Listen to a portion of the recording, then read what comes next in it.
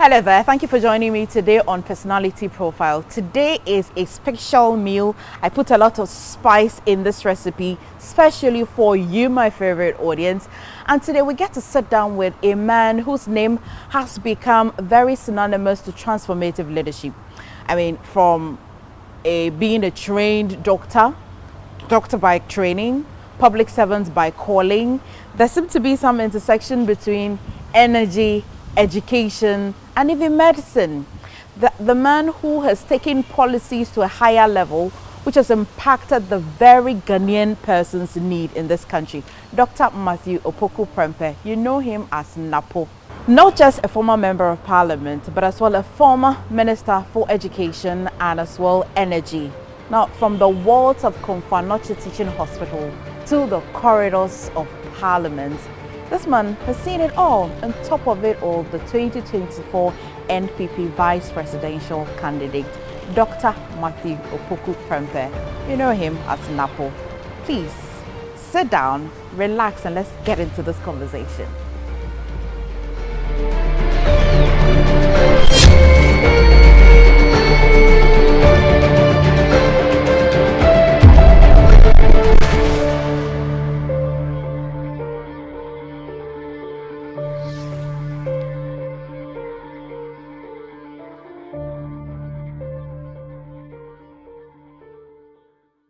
I'm excited today because today on Personality Profile, we sit down with this man whose name has become synonymous with transformative leadership. Not just transformative leadership. And so from being a medical doctor by training, from the corridors of parliament, being public service by calling, it's exciting to have Dr. Matthew Opoku Prempeh today on Personality Profile. It's a pleasure to have you in my seat. Thank you. So I just counted your staircase. There were 18 of them. Are you sure? Yeah. It's 19. It's 19? Let's go. Let's start. 1, 2, 3, 4, 5, 6, 7, 8, 9, 10, 11, 12, 13, 14, 15, 16, 17, 18. Oh, the last one makes it 19. 19? Tell me, what's the meaning of Napo? Napo? Yes. Napo just means Napoku. One of my cousins were very, very young. I think they were 5. He was 6 and he couldn't say Napoku, so I ended up saying Napo. And Napo became my name. Interesting. So it's just an abbreviation of Nanapoku. Nanapoku. Yes. I almost thought it was some secret name and all of that. We've always wondered Napo, and that seems to sit better with all of us. Do you like it when we call you Napo? Oh, I've loved it from infancy. Actually, when you go to my house and you say Dr. Prempeh, I might not be remembered straight. Ah. Because everybody, it's not the name that I brought home from school or from friends outside. The names that started. So all my uncles, my grand-uncles, if you go and say, Dr. Prempeh said so, they have to pause and think, because there are other Dr. Prempehs in the family as well. All right. So they might have to pause and think, who are you talking about? I already say Napo, there's no mistake. I certainly agree. Thank you for gracing my chair today. I've always been looking for it. Look at that, thank you. It's a little over 6 months since the 2024 elections. What have you been up to? How have you been? I've been doing a lot of stuff, actually, meaning political life, partisan life, government life has been interrupted, but I have different loves that I can now promote and do, like mentoring, a period of reflections, more engagement with the community and citizens, learning again, new things. Almost always there are new things to learn. Actually, I want to go on a course to do AI for about 28 days or something. AI? Yeah. I mean, of course, I understand that AI has become the order of the day, but why? Why do you need that? If you say AI has become order of the day, probably it is not an understatement. AI is about ruling our lives, or it is the single greatest tool of invention man has made to help man in the activities of daily living and everything. every time I think about you, I say, well, nearly 7 months. We're in July, so I can say that 7 months since elections and all of that. You sit down, you must be reflecting, and you just said it, that's a lot of reflection and all of that. 16 years in Parliament. I mean, I was telling the audience earlier that from medical doctor, education, energy, there's definitely that intersection where all of the things that you have done seems to touch the very Ghanaian aspect of us. It touches the very needs of Ghanaians. How do you feel in reflecting all of this? Do you add the 16 years? Where do you start from? Do you start from your medical doctor days, or you start from when you were in politics? I would say that is how I was brought up. I was brought up in a very politically aware family with a history of decades of partisan politics or active political life. That's how I was brought up. And I was brought up to cherish one thing: public service. And not only public service, bringing value through public service and for public service. Meaning you just don't participate, you participate in the intention of making an impact. That is how I was brought up. I was brought up to prove myself that I can sit at the table with decision makers. And not only the elderly, but true decision makers. So brought up by granduncles and uncles far older than myself, whose children were even far older than me. And I served all of them. So that's how I was brought up. So growing up, having public service has been a duty that has been imprinted in my heart, mind, and everything I do. So even deciding to belong to which associations growing up, where only associations that brought public service to the fore, like joining Boy Scouts at a very early age, being an altar boy at an early age. What boy? Altar boy. Altar boy? Altar boy. As in, what's locally we say Maseva? Yes, I'm still like a you're Maseva. holding the thing, pump. Really? I'm still a Maseva. Not only that, joining the Red Cross Society, going to do medicine, and the public service. The only difference is that some public service duties are very, very small, personal, but really impactful. And some are large and maybe impactful. So being a doctor, you are serving one person at a time, and it can be very, very impactful for somebody who needs surgery, who is dying in agony. And you go in and you repair a strangulated hernia or a rotten appendix or something, and you relieve his frustration, and he sleeps while he's passing the PE. It brings a lot of joy to your heart and everything, but it's limited. When you put it around being a politician with making decisions that are life-changing for swathes of the society, and probably forever. So it's just public service ethos that I was grew up with. Would you say that the 16 years since you went to this type of public service, and for the purpose of our conversation, allow me to describe it as politics. Okay, 16 years. So you look back. You see, you have to use politics carefully. Okay. The word. Politics is how we organize our way of life.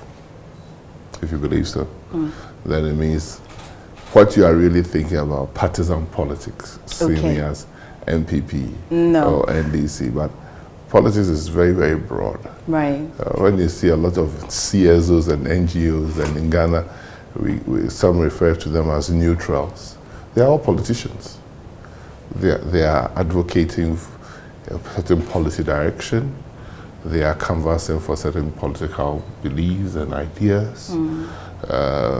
So that is politics. The only thing probably I've done differently is in the last 16 years, I put on the cloth of MPP, but that is maybe more than 16 years. Okay, but in Parliament, from the hospitals to Parliament, 16 years, would you say that has been worth the switch? I've married the two for a very long time, in the sense that in 1991, when the PNDC government decided on a consultative assembly for Ghana in our way forward. I was a student politician. I remember at that time we were having a NUC Central Committee meeting in Cape Coast where the announcement was done.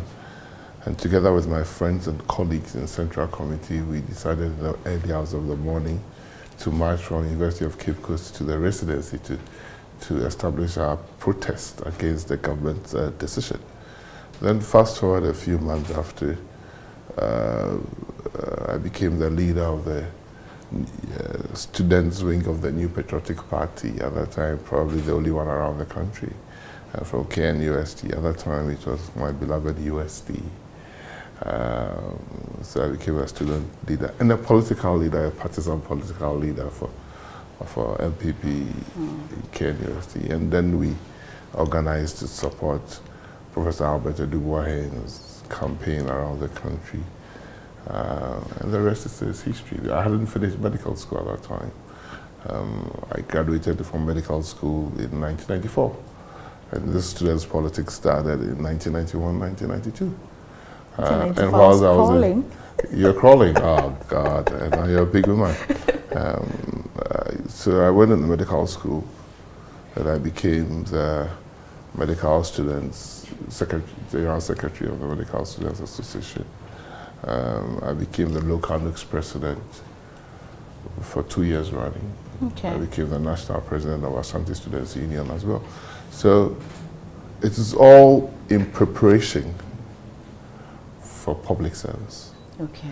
Getting better at delivering impactful public service. That's how I see my training as. And even doing medicine was preparing me for public service. Interesting.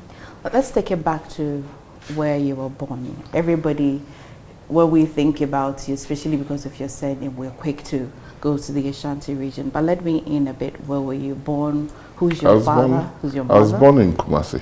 Okay. I was born in Ashanti, Utah, in 1968. My father was a chief at that time. He was the last born of Prempeh II, a 247 Sergeant Prempeh II. And I was born. He became a chief at the age of 17, and I was born just before he was 18.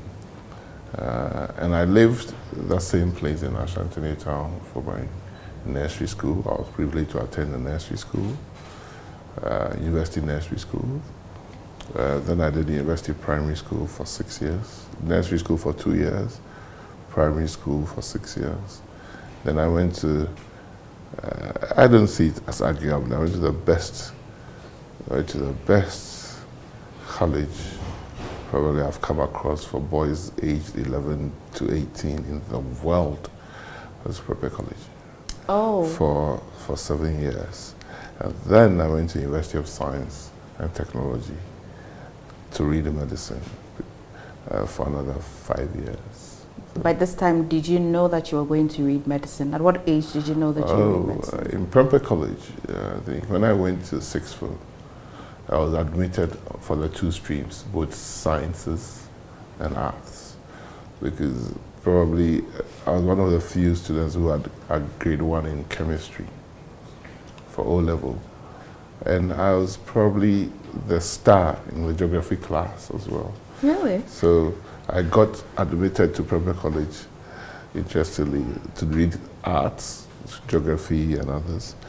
And I got admitted to read science because when we did O-level art maths, which is my most horrible subject, additional modern mathematics, 85 happened to have a very difficult additional modern mathematics paper. And some of us failed additional modern mathematics. And even when we failed, we were very, very happy because we were not going to do it again. But there... Oh, that era, you didn't have to take your exam again. Depending on what you're going to do, sixth one. If I was going to do arts, I don't need to do it. Okay. But if I was going to do science, there's a tendency that go and write additional mathematics. And it became an issue in Prempeh College at the time because one of my teachers were adamant that I should go and do mathematics again. I used to say that I got 9, but if you allow me to go and do it again, I'll get 10 or 11. because I didn't like it. And I always believed, I told my lecturers, my teachers at that time, that it has no reflection on my A-level results. How so? Well, because I believed that I could pass the A-level very well to go to have an interview, get a grade that would put me through an interview without doing mathematics, additional modern mathematics. So, and I did. I think I did very well in Prempeh College, sixth form. I got the stars and things like that that I needed to do. I did very well. I came out as the best student in A-level chemistry. Got very well in biology. Anyway, we ended up getting interviews in both University of Ghana Medical School and School of Medical Sciences, University of Science and Technology. And I got admission in both places. The Legon became another issue, but I ended up in KN University, or later, the university called KN University. I mean, by this time when you went to Prempeh College, did you know that it was named after your grandfather? Or? It has been named after my grandfather. My granduncles have gone there. My family was split into two. Yeah. From the foundation of Achimota, I had two family members in there, to foundation of Prempeh College, one of the first people who went there. So my family members had either gone to Prempeh or Achimota. Okay. All the ladies would go to St. Monica's, or a few go to St. Louis. Was there a special reason? No. We aggregate to where we want to go to. Okay. We wanted to go to. The Prempeh College turned out to be one of the best schools very, very early. I mean, I hear you say that a lot, especially when it's time for national science. It's not me saying that. The records are there. When they go and ask medical school UGMs, when they established the medical school, nearly 100% of the students were going to come from Prempeh College. They had to put a restriction on that. If you ask Professor Bedu Akusa and co, they will tell you, Prempeh is different. What kind of child were you? Did you have siblings at all? I lived I would say I live in what people who think they are part of the elite would say passenger houses. In my house, there were probably between 80 and 100 people every time where I grew up. Why? Because it was a chief's palace. So all the villages that were part of the chief's household had reps living with us. So we all lived together very, very fine. Did you know that you had come from a very affluent family? Did you know this, and how did that shape you in any way? My family, you never knew you came from an affluent family. You had to work out everything. You didn't know, but yes, I knew my father was a chief, but that is everything else I had to. And for me, my grandmother, I was looked after by my grandmother and my great-grandmother. My grandmother is probably the historian of the family. She's still alive, 102 years, 103 years. What does she eat? Probably not the toxin-filled food me and you eat, right? But so she brought me up. And if I read, which I love reading, it's her. If I'm good academically, that's probably her. And my nightmare was the fact that my father went to the same school as I did. So class 1, first term results slip. Napo, this is your dad, compare. Something like something. Same color terminal report, same subject here, same subject here, composition, verbal, aptitude, all those things. Look at your father, you look at yourself, you scratch your head. Wait, he was doing better than you? Most times. He did far better than I did. Your grandmother, a little over 100, does she recognize you? Oh yes, she calls me when she misses me today. She's active? She's very, very active. Interesting. And she's still the historian of the family. It was considering that she left school probably as standard 1 at that time to go and marry the king. Her recollection of dates of birth, it's astonishing. Interesting. Let's now journey on to when you became a medical doctor. In that field at all, did anything surprise you? Did anything shock you at all? I mean, despite it looked like you were raised to serve as I'm learning from you now? Did anything at all surprise you? There were granduncles who were doctors. There were granduncles who were university lecturers and professors. So nothing you do seems to appease anybody or seems to shake anybody. I remember when there were about 6 or 5 of our family members when we wrote O-level, those who did Achimota, those of us who did Prempeh College, St. Monica's and whatnot. And the results came and there was a lot of frenzy at home. Napa pass you, Napa pass you. And I was feeling good, right?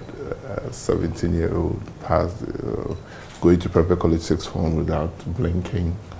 A lot of joy. And I heard my great-grandmother shout, did they win your free? They respond, Napa pass you, why are they more pass you? Then she calls me Opoku.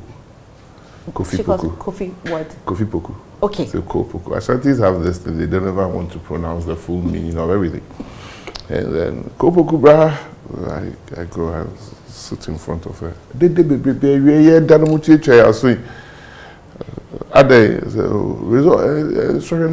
Results now for my passing. Oh, wait, if you have never be a passing, sorry, wait there free. I just say, that was the only commendation. That's a high standard. Go and find food for and eat and stop the noise. Then 6th form results came. And probably I had done well. Not probably, I had done well. And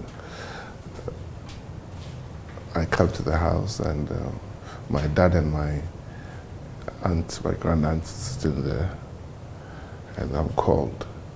I said, you've done well, I'll take you first time. Age of 19 or 18, 19. My dad said, I'll take you out for dinner. Wow. I didn't know, like this. I'll take you to a Chinese restaurant. So, wow, and I'll allow you to have a beer in my presence. Whoa. And so the conversation is going on then.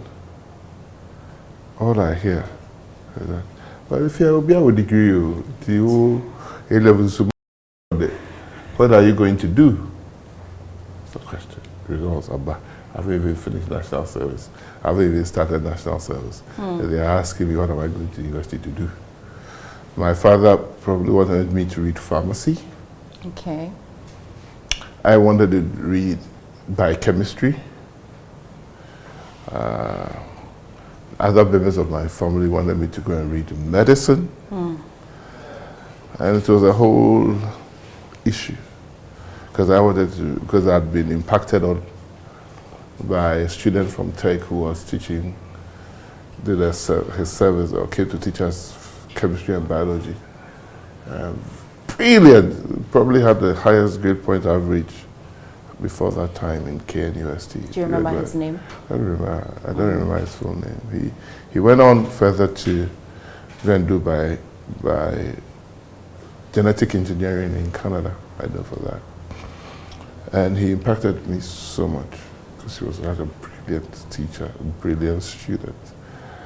And in class, he once remarked that if he sees me and I don't give him an A in chemistry, he will never speak to me again.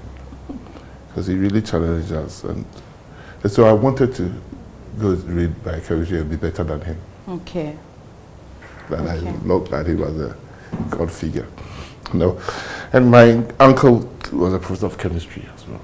Well, the standard in the family is so high. My uncle had his PhD in chemistry at the age of 25 from the UK. Goodness. So I wanted to go to that faculty and prove myself, really, be better than that guy. But then the big issue came up in the family. You're the firstborn, the bad luck of firstborns, right? Expectations are through the roof. And you must set a standard, you must do this, you must do that. And I couldn't be bothered. I wanted to go into biochemistry. Nobody could change my mind. By this time, did you have siblings yourself? Yes, I had junior siblings, but my next sibling, I'm 9 years older. Oh. So My grandmother then calls me. You know, my grandmother is like my mother and everything, disciplinarian, historian, everything. Cup of tea, yeah. And I hated it, right? Because every cup of tea came with a tablet of, a capsule of cod, 7-seed cod liver oil. Oh, yeah. And if you have taken cod liver oil and you burp, and kids, you go to school and run, and when you burp, oh God, you want to. So I ended up having driving strategy. I'll go and stand behind in front of the windows. I open my mouth, I'll throw it out and drink the tea. Oh, wow. So they call me, this is your cod liver oil, this is your loaf of bread with Marmite. I think all of them, I still hate it, right? Now, also wearing, okay, I want to go do biochemistry. You are not serious. The firstborn of your dad, you have all these siblings following you. Instead of setting a high bar, you are setting such a low bar. We don't allow that in this family. You do medicine. Yes, grandma, I'll do medicine. That's it. Case line. That's Conversation closed. My dad couldn't convince me. My mom couldn't convince me. But my grandmother, he gave me a directive, so I had to follow. And today, we're here celebrating the man who didn't defy that directive. It looks like this woman just knew. In all of this, you're not mentioning your mother. Yes, she's still around. She's Your mother? Around. Yes, she's around. Okay. She's about 70. We are in 2025. Yes. November, I think 6th November, she would be 76. If I was your mother, I'd be jealous of the relationship with you and your grandmother. She herself was brought up by my great-grandmother. Okay, then she understands and lived with my grandmother as well, so she also going through it. Let's talk about the day you decided. I hear you say that you started politics some way, somehow, or I'm sure because of this interview, I'm finding it difficult to find the right words, but permits me to use politics, and it's not the partisan one, okay? The politics you are doing now, interviewing me. Am I? Yes, okay. Stay calm, this is still personality profile, okay? The day you decided to run to be a member of parliament, do you recall it? I mean, was it influenced by all of the little politics you started in school, or somebody as well just saw in you and said that, listen, I think you can do more, or you just decided that I want to impact more lives and I want to do this by going into the corridors of parliament? One way or the other, I knew I would always come into formal partisan politics. I knew that I would do mine from becoming a member of parliament. Somewhere, one of my granduncles had become president, President Kufuor. And I say, even today, probably closest in his thinking and his ways of working, political thinking, and a lot of things. So I'm very, very close to him, extremely close with President Kufuor. I used to live with him when I come to Accra. And the wife, Auntie Abba, loves me to bits. She loved me to bits because I'm always debating and discussing politics with the husband, and she's always around. And for a very long time, all her kids were abroad. Okay. And the house was empty, family-wise, and I was always with the President Kufuor. So that's how it is. But I decided when I became a member of the Royal College of Surgeons to come back home. It's a very interesting story. So I came back home. But my college tutor, the college tutor of Royal College of Surgeons, England, orthopedics, I was working with orthopedic surgeon at that time. Somewhere, one way or the other, I thought that I was going and I was never coming back. So just when I came to Ghana, he brought her daughter to come and do a hockey clinic here. Hockey for 2 weeks. What does that mean? Hockey clinic. There's a place, hockey, okay, just field hockey. Okay. They were doing some things here. And came 2 years. And he followed her daughter. Okay, I said, oh. So we had the opportunity of meeting President Kufuor. This is my college tutor, and he's in town. And the guy meets President Kufuor and says, no, I came to Ghana because I want to take him back. He's my best junior doctor ever. And it would be a great loss if he says he's not coming back. And I had not discussed anything with him. It would be a great loss if he decides not to come back. 23 years of my practice, no junior doctor has been in my outpatients. I've left my outpatients to this guy to run alone. So I'm going back with him. But the girl looked at the man and said, Mr. Spearman, look at this guy sitting, look at his eyes. Is he cut to be a surgeon or is cut to be a politician? I'm not sure he's going back anywhere. That was around 2003, 2002, 2003. And so the man was like disappointed. But this time not to catch you, but by this time did you? I'd made up my mind where I was going to stand in 2004 elections. Right. As a member of parliament, because at that time they had divided the Bantama constituency into 3.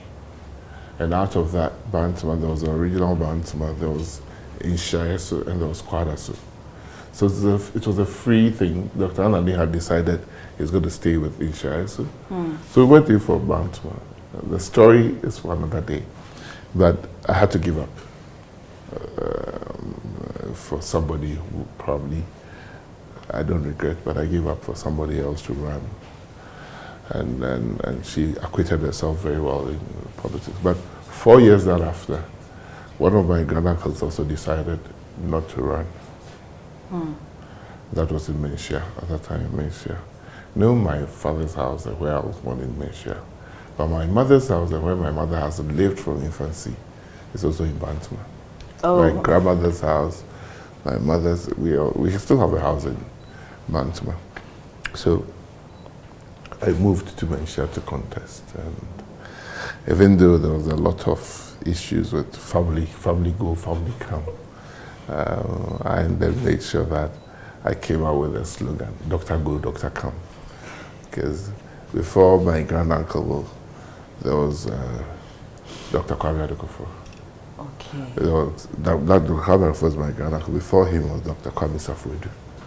All right. Before him was Dr. Kuranchi, who was a memory. So I phrased, I think, Dr. Go, Dr. Come. And Dr. Go, Dr. Come won the primaries in 2008. Okay. And we won Menchia civilly.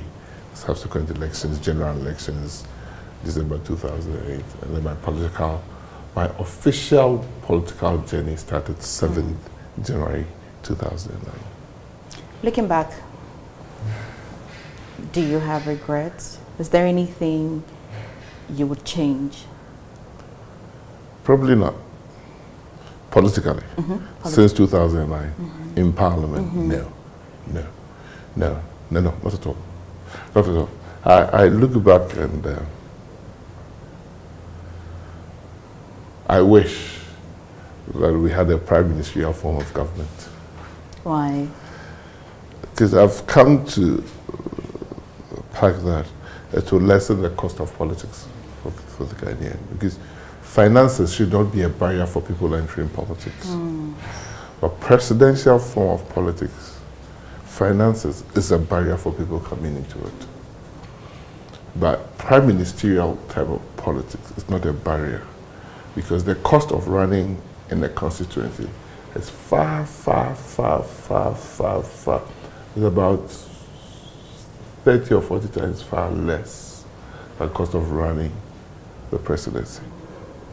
So when you have an executive presidency where the Constitution says all executive power resides in the president, all the mineral wealth is given to the president, and he alone is the executive.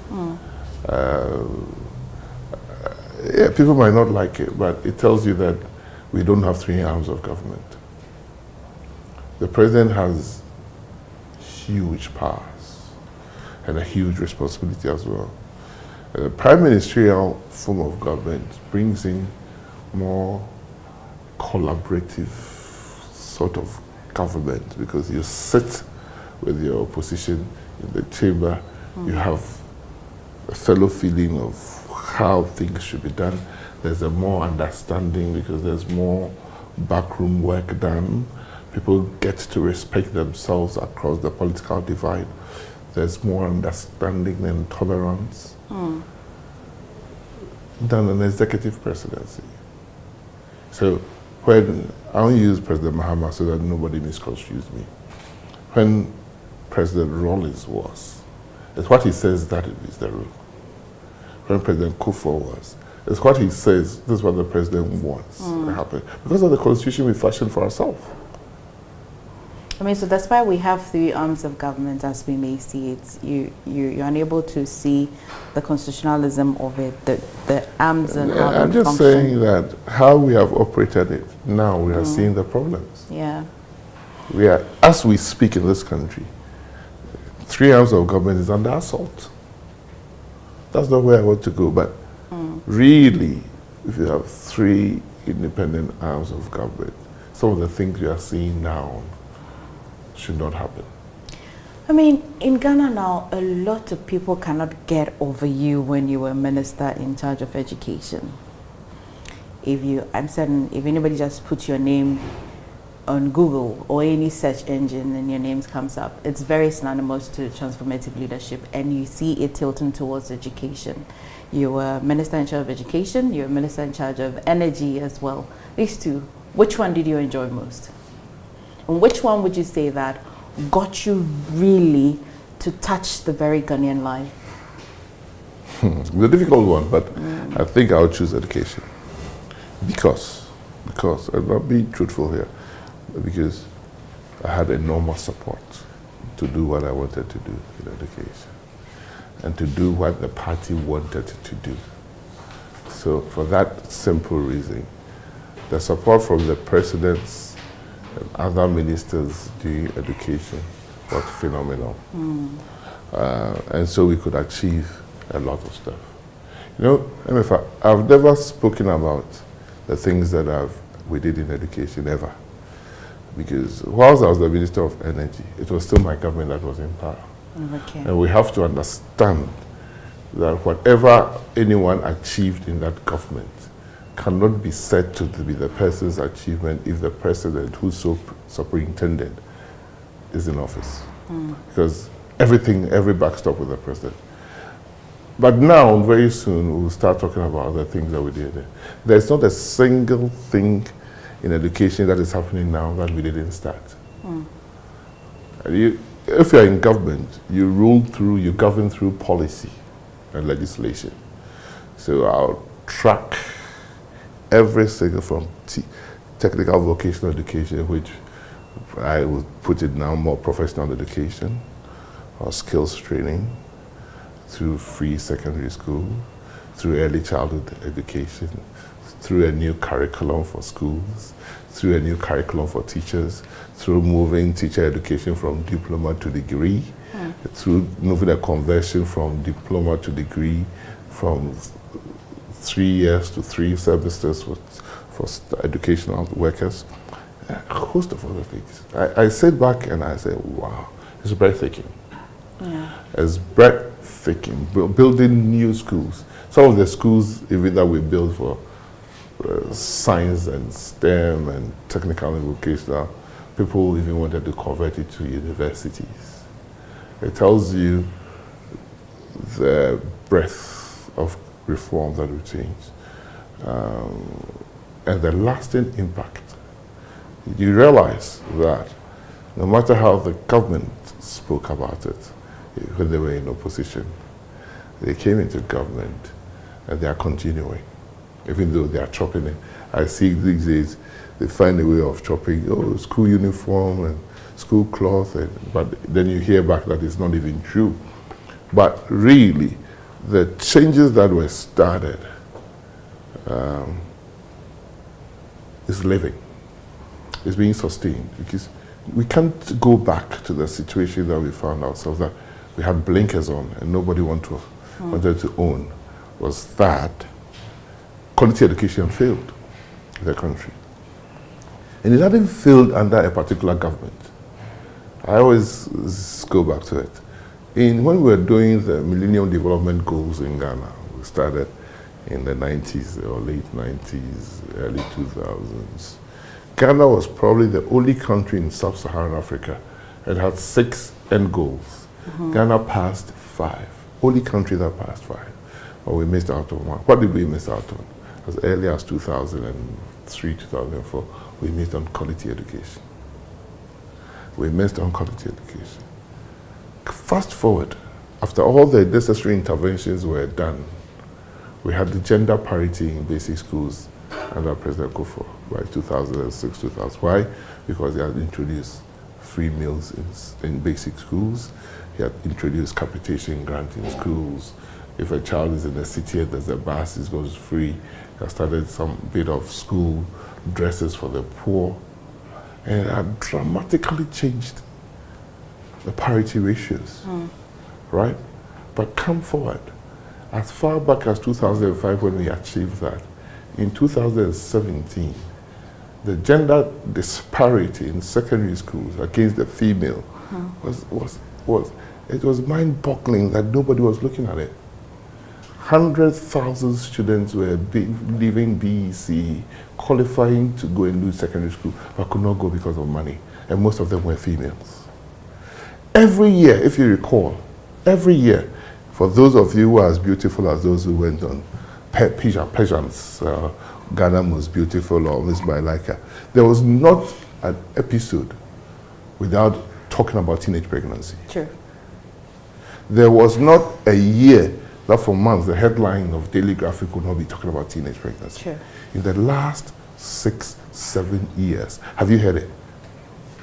I can nearly confirm to that, especially even because the Millennium Development Goals, the one that focused on maternal mortality, under it, we noticed that teenage pregnancy actually also contributed to that. What contributed to the teenage pregnancy? Young girls were not in school. Well, that's cool, simple. Right. And as education minister, I recall one big conversation I had with one of my professors of obstetrics and gynecology. May he still rest in peace. Professor Mate, one of the foremost gynecologists in this country. And I had this argument with him. He said he didn't believe in family planning. You know, Ghana was one of the first countries in the world that developed family, actually in Africa. Or third was that developed Professor Sai of blessed memory in 1969, I think, brought family planning into Ghana. So you wonder how a professor of gynecology and obstetrics says he doesn't believe in family planning. And this argument went on. And he said, Prempeh, you don't understand. Put the girl child through secondary education and tertiary education. There's no need for... And I still didn't get it. But when I sat in the education seat and the statistics unfolded in my face, the first thing that hit me was that conversation. Why? What are the teenage years? 12, 13, 14, 15, 16, 17, 18, 19, right? Yeah. It coincides with the time you finish secondary school, true or false? True. True. So put a girl child through education. And how many get pregnant whilst they are in school? We're busy. Negligible. Negligible. Yeah. And when they all pass and they go into the teacher trainings or nursing training or the university, now the guys would say, why am I saying that? The girls are doing far much better. Oh, thank you. Girls are doing far much better. And you don't hear it again. You don't hear people looking for housemaids and house helps. They don't get people again. Because everybody is in school. Whose child should stay at home to come and polish your shoes for you? Or come and cook for you? So you only get somebody to stay at home now if you are also furthering that person's education. True. But I believe that the impact, and why I choose education ministry, the impact that was made is a generational change and transformation. It's a good time to want to decide that you want to stay with me. You're watching Personality Profile. And when we come back, we want to understand Dr. Matthew Opoku Prempeh, you should probably know as Napo, what the Ghana he envisages is like. I want to get into his head. What kind of Ghana is he looking at, is he envisaging? When all is said and done, what kind of legacy does he want us to remember him for? Has he been intentional with it? Is it just in his face already? Oh wow, this is the legacy that I am building. Well, I know, you're welcome. Stay with me, we'll be back right now when we come back, the small gist. Plus, I've been attempting to learn chess and I want to get this, maybe because he's from a royal family or he's a royal. Maybe that's why he likes chess, because the king must always every day be protected. Stay with me in this personality profile.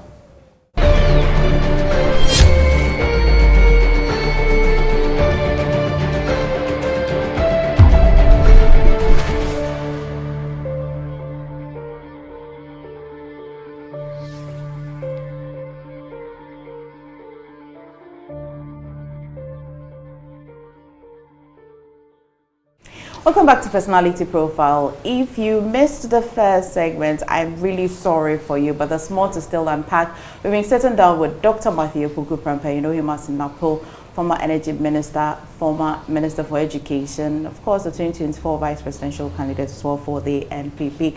And thank you for staying with us and thank you for your patience. So this is your chair, but I said it's my chair. For now in the show, it's my chair. No comment. Good. Well, let's talk about I like to think everybody has got a certain Ghana that they dream of, that they envisage. When you started active public life, and now, let's talk about the Ghana that you envisaged when you went into. Is it the same? And what kind of Ghana are you envisaging afterwards? For all that I've done, all that I've said, all that I know, nothing brought so much joy to me was reading the long title of the Pre-Tertiary Education Act. Subsequently, they amended the new Public Education Act. Why?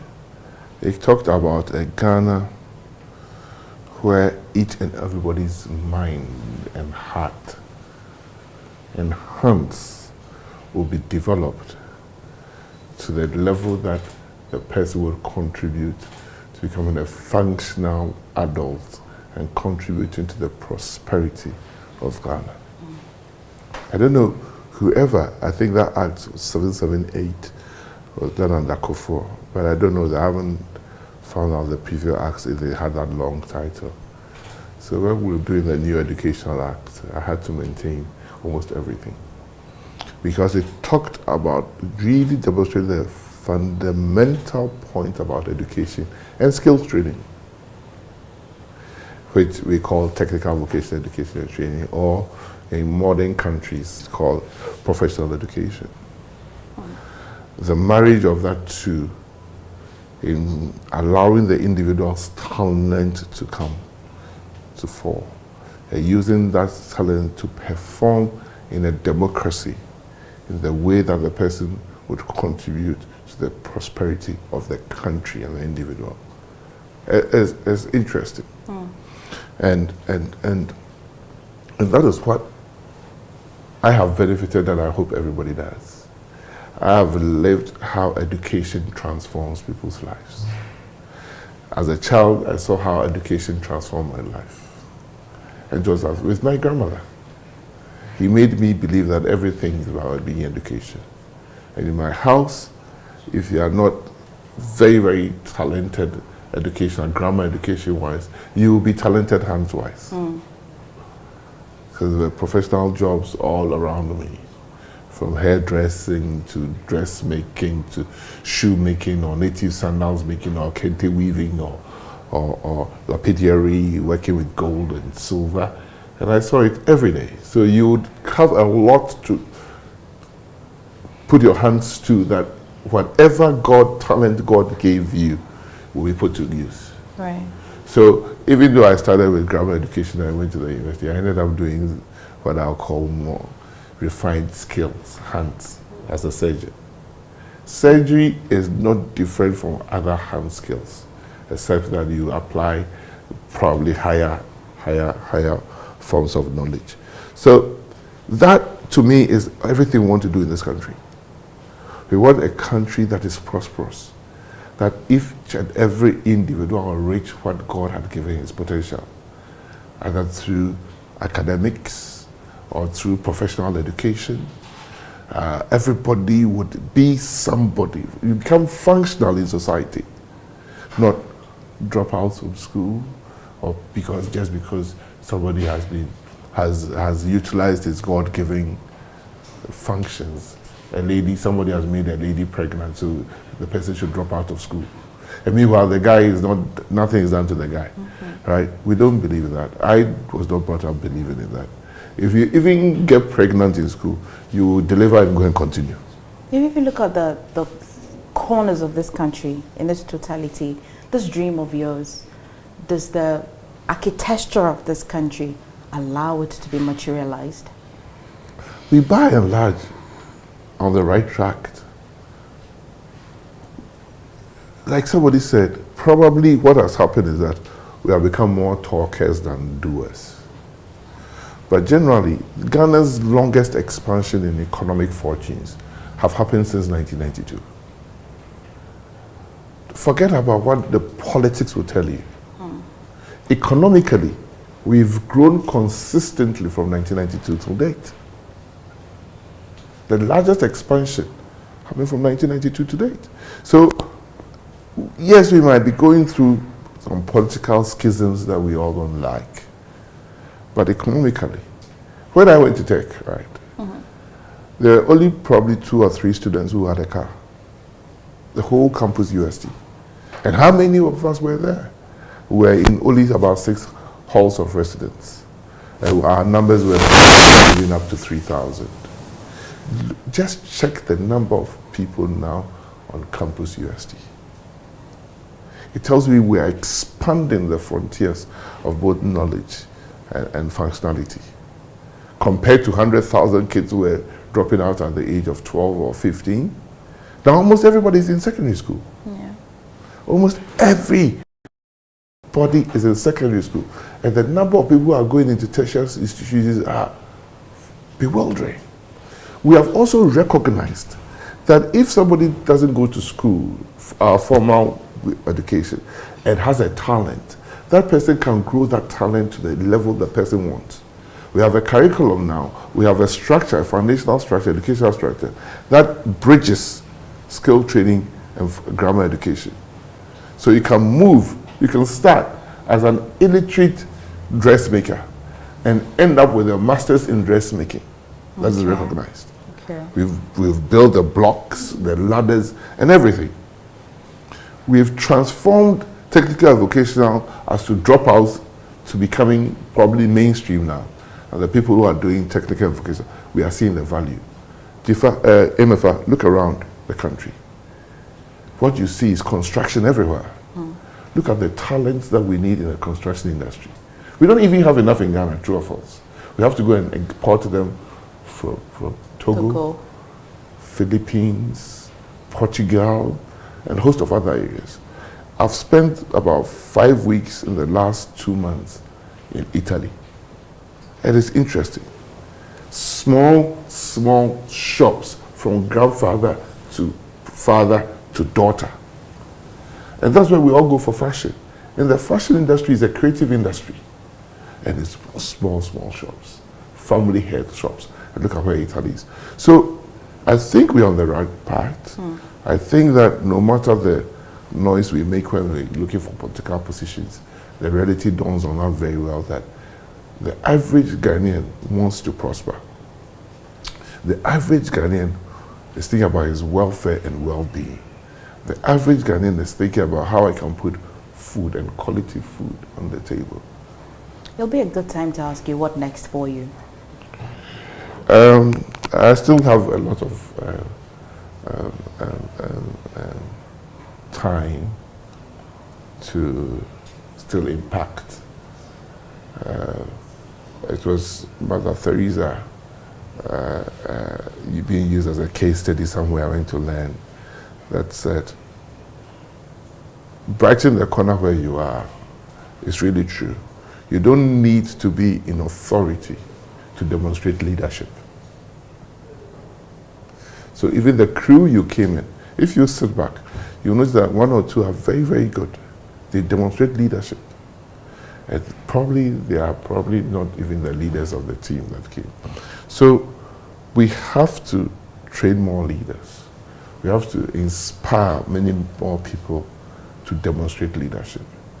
And I believe leadership as to the person who can engage the people to solve their problems, right? Maybe servant leadership, but slightly more than servant leadership, because it is not easy being a leader, and it doesn't come natural. It doesn't? It doesn't come naturally. You have to work it out, because it is not backing dictates or directives that makes you a leader. It's the people understanding you, you understanding the people, you knowing your common problems, and you fashioning out with them how you solve the common problems. It's not going and giving people playgrounds, or going and putting schools in places that people will never use, or putting churches in squares that they don't even remember, or even putting money in people's pockets without necessarily teaching them how to make money. So leadership has changed. I mean, because we're so used to you doing very specific things at a particular time, I am thinking, when Mother Teresa said, in the corner that you are, when we're looking for you, which corner are we going to be finding you? So Mother Teresa was probably one not who said brighten the corner, but she actually brightened where she was from a pauper. Yeah. So she was the best example of that statement. Yeah. But for me, I tell you, start sitting in education ministry, right? The country rises or falls there.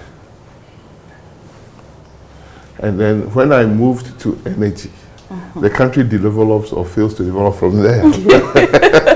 Because modern economic development cannot be without energy. Sure. There's no country that can develop without energy. Okay. Right? And then you need the knowledge to know the forms of energy that we have to use this time, when about 900 million citizens in Africa don't use cooking fuel. About 600 without electricity. So you see, fundamental made sense. Yeah. Because when we are talking about skills training in education, I went into the energy field and realized that even though we've had crude oil we're exporting, Ghanaians were not benefiting. Because when it was time to train Ghanaians, we trained thousands of Ghanaians in what they call it, petroleum courses. But they were all management courses. Whose petroleum are you going to manage? Who are the skills that we still bring people from outside the country to come and do some skills direct there. And they pay fantastically well. So we have missed it. So we had to go in there and try and change it, and we gradually got onto the space in skills training in the energy sector. So it's very, very important. Beyond social media, what are some of the things that you hear about you, or let's just call them critics, that shocks you to the core? And which one lives with you so much that you say, really, did they just say this about me? Okay, if you live an examined life, something that people say about you, you may see it as true or untrue. And you might decide to react or not to react. Because it's only in this country people can make profound statements about people. And when you ask them, have you met the person, or have you seen the person, have you had a chat with the person, so somebody says it. It's only in Ghana. It's only in Ghana that if somebody asks you, do you know Napo? Oh, I hear he's arrogant. What does that mean? What does the word arrogant mean? And nobody is able to tell you. It's just that I have to repeat it. So, but I can understand how people feel that, because I operate in very close circles. So not many people have got to know me. And so if you are that far off, it's easy when you are told to shout, Napo is arrogant. In every statement you make, you would shout, Napo is arrogant. But if you know where I come from, you cannot be arrogant and come from there. So those are sometimes political things that opponents would go and sit in rooms and do public discussions. Say the only way you can bring this guy down is to say he's arrogant, and he's not, when he's not. You live by the axiom, what you don't want to be done to you, don't do it to a fellow human being. You might think that we are in the political space, so everything is game. If I destroy Napo, I'm very, very happy. But hey, Emefa, it's not like that. What goes round comes round. You might have destroyed Napo, use the power of your microphone sitting here. But definitely, you will be destroyed where in the least you expected. A little bird whispered to me that you love chess game.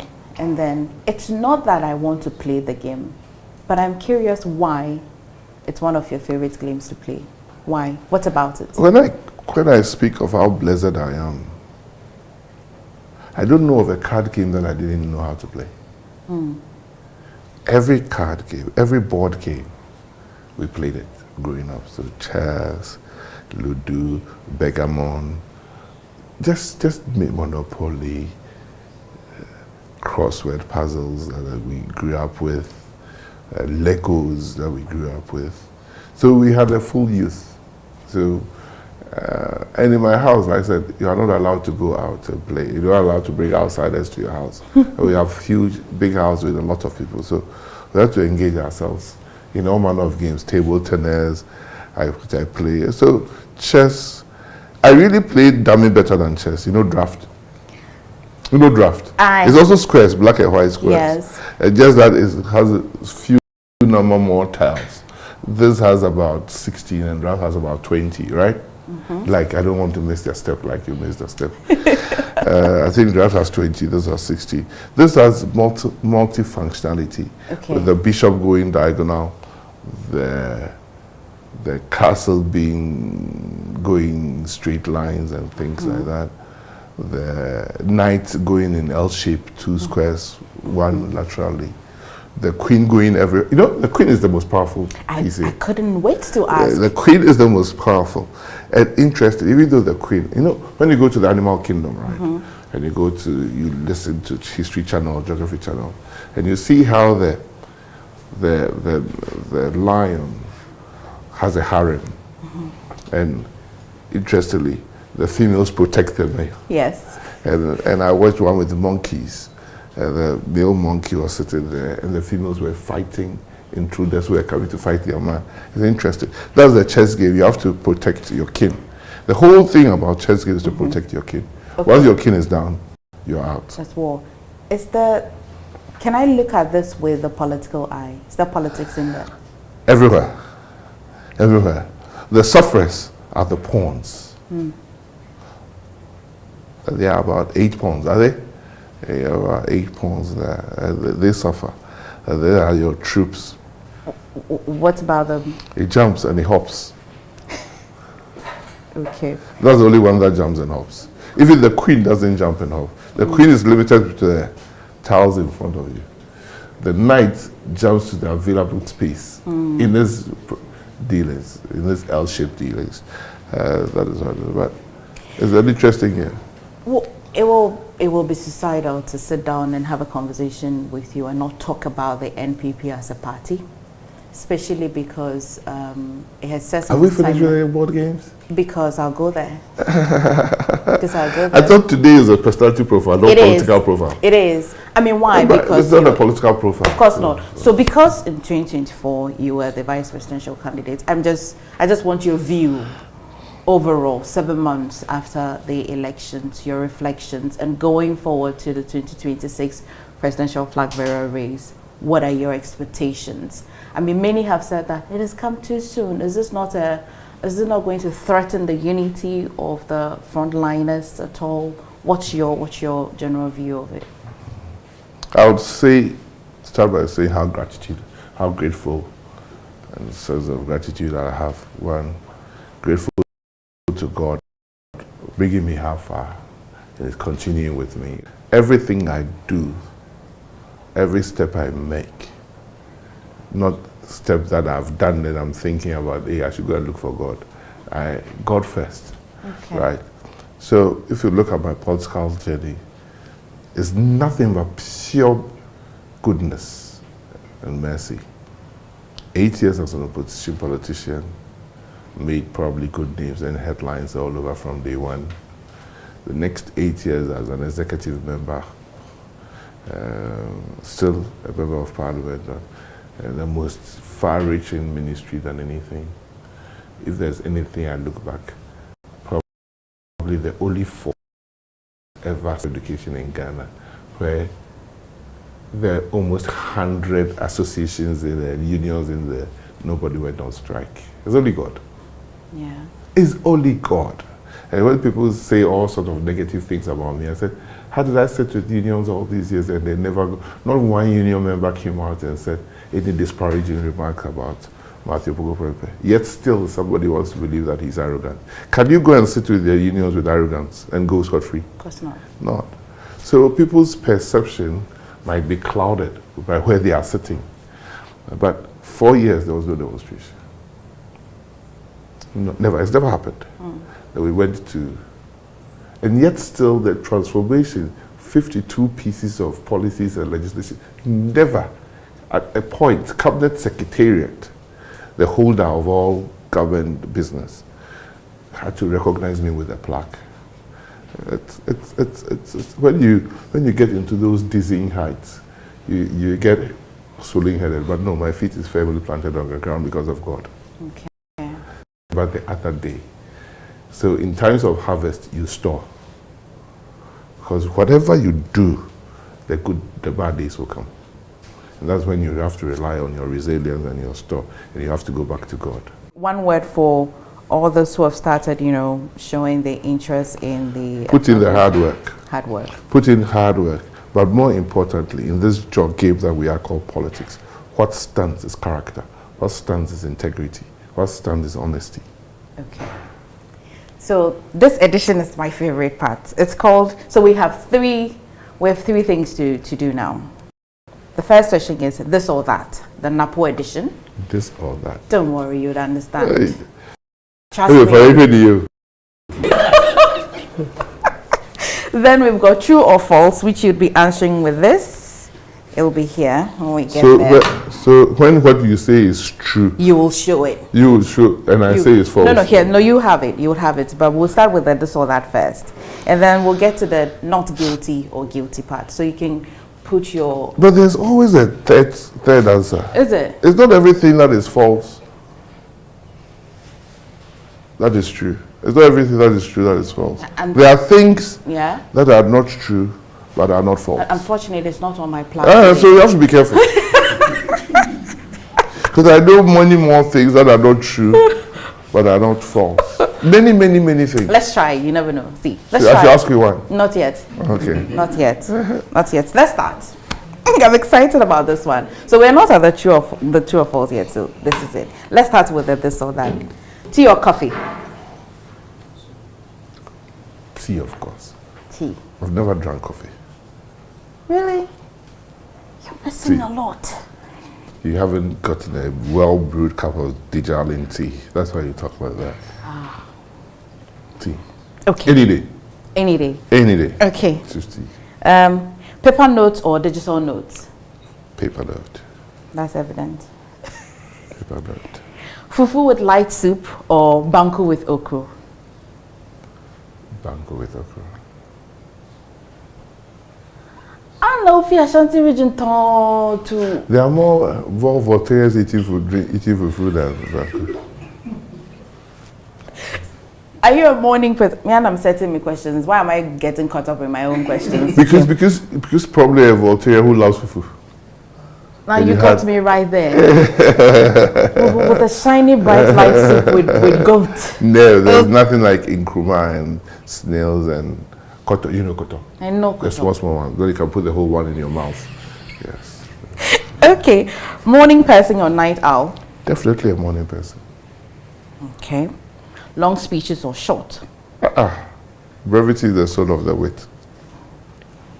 Local TV news or Twitter trends? None of the two.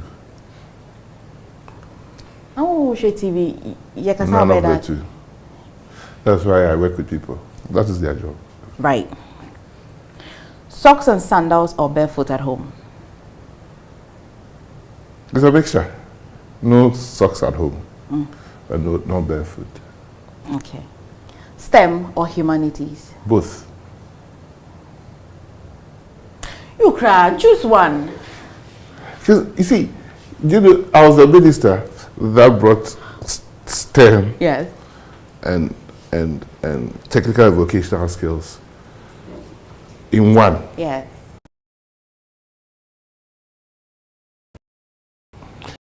That. Go and read the first speech, and there was A in it. Okay. Because people forget that the creative arts is also not only a skills thing, it's also very, very scientific. It's always mind-boggling. Okay, pretend that you were not a minister and you're not a member of parliament. Me, like I told you, I went to Prempeh College. It took me 6 forms in both arts and science. So how can I answer such a question? Okay, let's get on with it. Classic high life or gospel music on Sunday morning? Church on Sunday morning. No time for music. You're taking an exam, so you can't really write your necktie or no tie? Don't feel everything black or white. If you need space, okay. it will be good. Okay, necktie or no tie? I don't like neckties. I hardly put on neckties. Flying tie or bow tie. I'll say if it's neck and it doesn't matter flying or bow. In my profession, I've done a lot of flying ties. Now, unless it's very, very necessary, I don't do it. But okay. Chalewote or dress shoes? With my dear friend Chalewote. I wore it a lot. And I sometimes put nails or needles through my chalewote to keep it working. And then when you pull the small knot there, you put a safety pin. So we go to the women who are giving birth. That time they put napkin with safety pins. Yes. Go and steal a safety pin and use it in your chalote so that I can walk with it. No, hini babeni. Which king's child are you? Writing your own speeches or trusting the team? Both. I hardly write my speeches. Hardly. Okay. But we go through a lot of iterations with the team. Taxi or trotro in your university days? In my university days, both didn't come to campus. I was a local news president before we allowed taxis onto campus.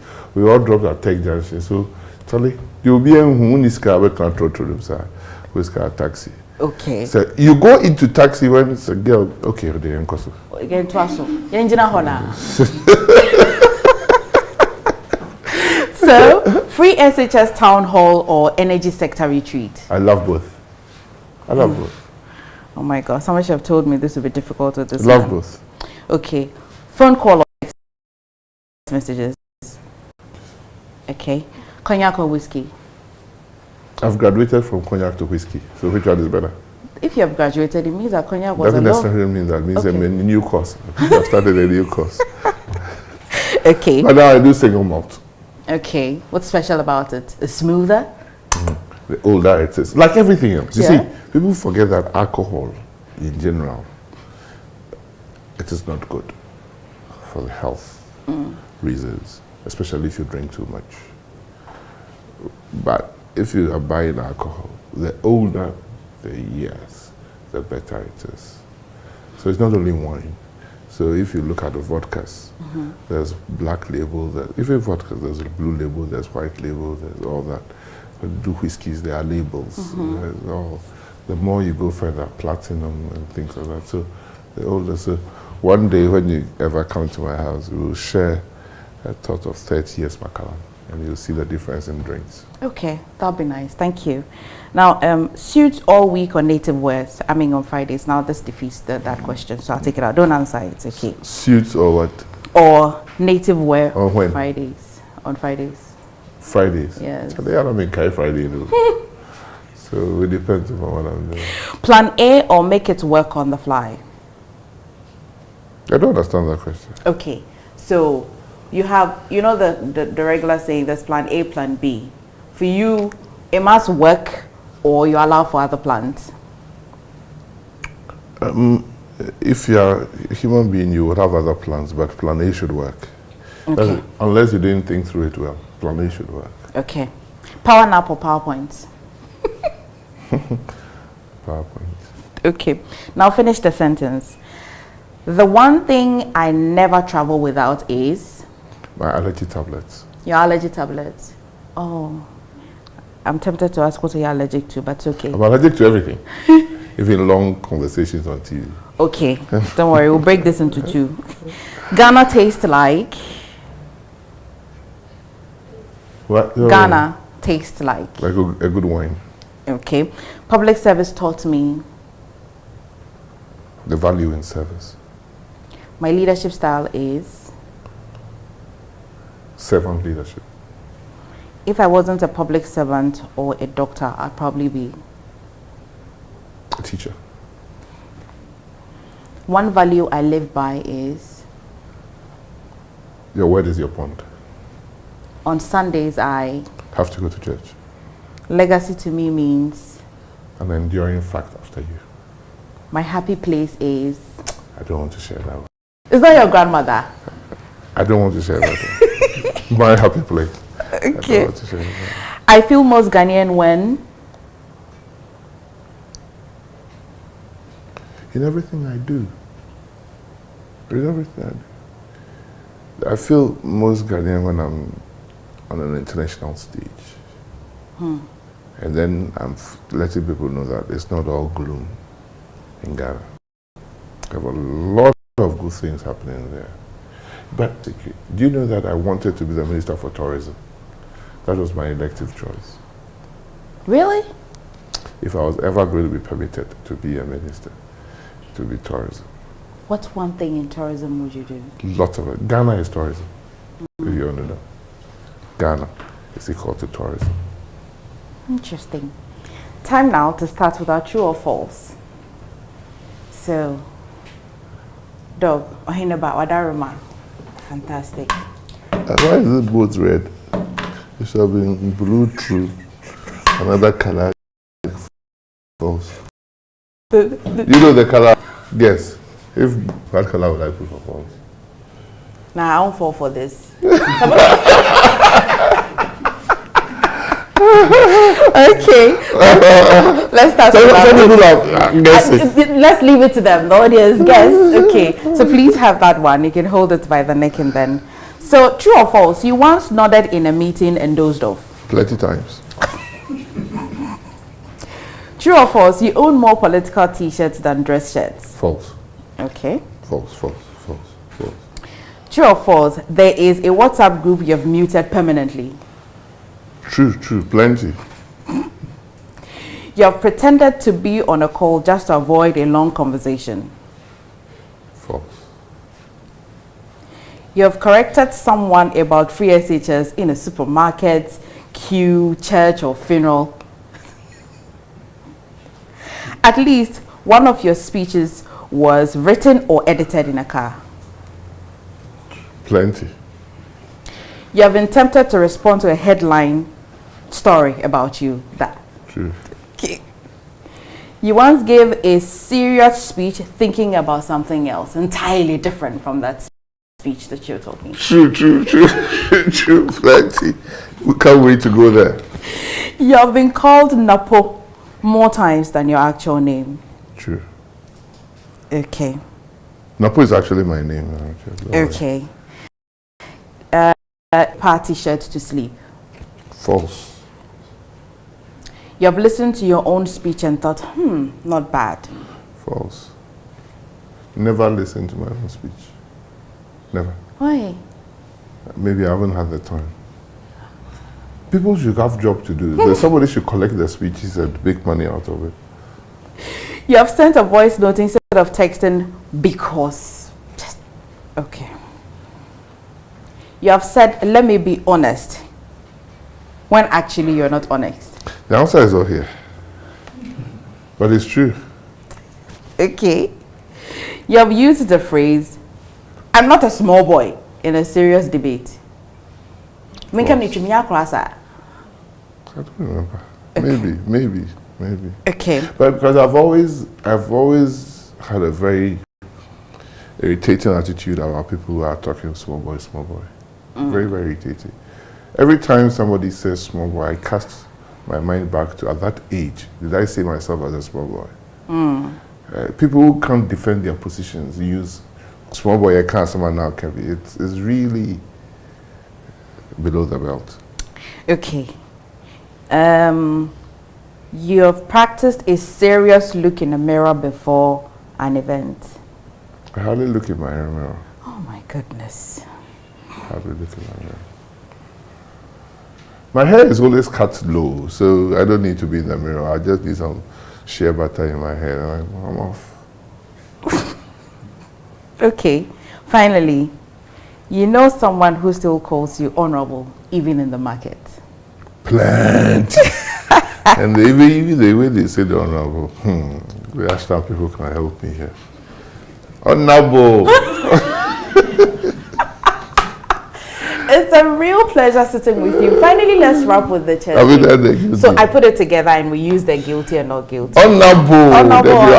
Honorable. Honorable. You don't know the spelling, whether it's American honorable or English honorable.